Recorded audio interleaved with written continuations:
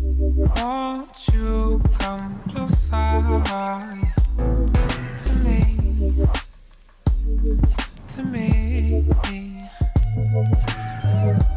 I won't come closer.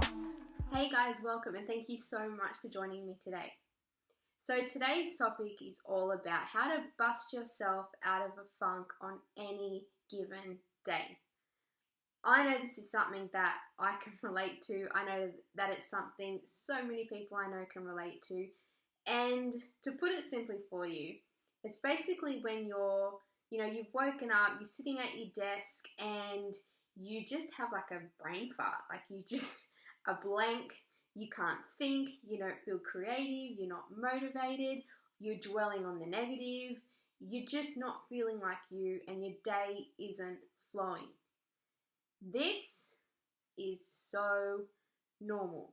That's the first point that I want to raise here, and I feel that it's important I say that because sometimes we can feel like it's just us. And what makes it worse, because we aren't focused and motivated, what do? We waste time on Facebook and Instagram and Twitter and Snapchat and all of the fun stuff. And then we look at other people's day and we feel even worse because we think, well, they've got their stuff together today, why can't I?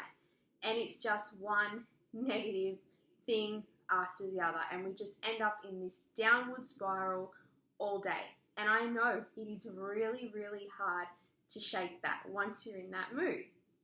Here is the thing. For so long, I would always try to resist that.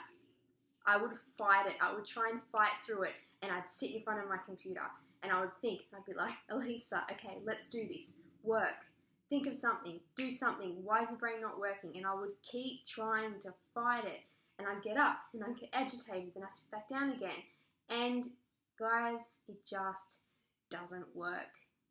And here is the thing. Sometimes you just need to surrender to the fact that maybe your mind and your body just doesn't want to do the work that moment, in that moment. It could be in that moment for a few hours, just for that day. We can't expect our brains and our body to be on 24/7. We're human. It's impossible for them to be switched on. That's why we have 8 hours sleep a night. Well, we should anyway. But this is the thing. Sometimes we just have to surrender to the fact that we're not feeling creative. And trying to resist it and push through that, as I'm sure many of you know, you've probably experienced it before, it just makes you feel worse when you try and fight it. And when you keep trying to find something to do and things just aren't working, it just makes you feel more like crap. It's in these moments where we have to listen to our bodies, because in that moment, our body's giving us messages, whether it's around your work, your health regime, your fitness regime, your sleep, whatever it is in your relationships. Sometimes your body is just screaming to you to say, give me 20 minutes, just 20 minutes to fill myself up so that I can return back to what you want to do and we can go back and flow together. Sometimes your body just needs that 20-minute little distraction, detour to fill yourself up. And sometimes you will find 20 minutes is all your body needs. So the first thing to do to get you out of the funk. So number one, take 10 to 20 minutes to do a meditation. Now, if some of you already meditate, you would know the benefits of meditation and why this is at number one on my list.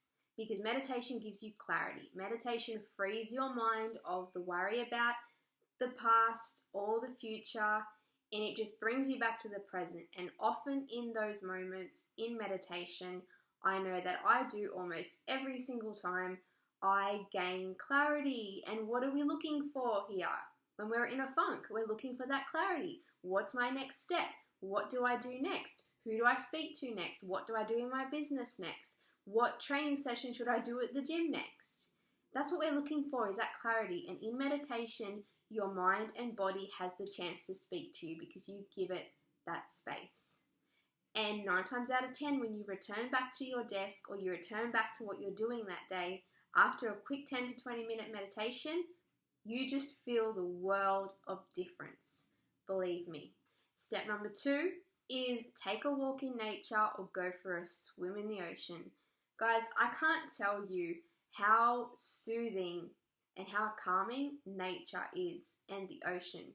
Even if it is just 20 minutes in your day, going out and experiencing the sun on your skin, the fresh air, being around nature, that in itself is like another meditation.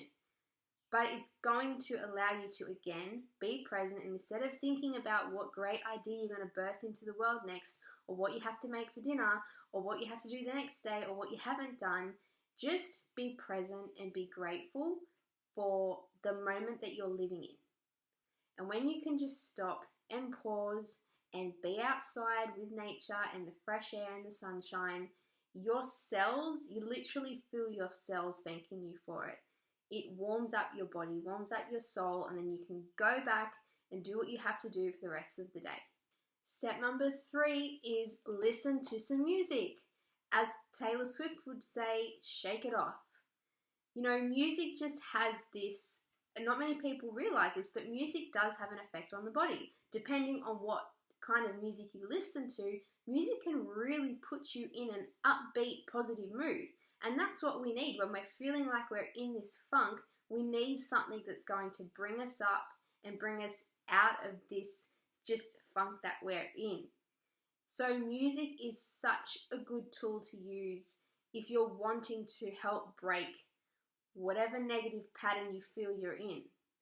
Put some music on, put your favorite song on, literally dance around if you have to. It doesn't have to be all day. Again, just make it for 20 minutes, half an hour, and literally shake it off. Your mood will instantly be uplifted. As long as you're listening to good music though, don't listen to anything too depressing. Number 4, if you don't like music, read a book.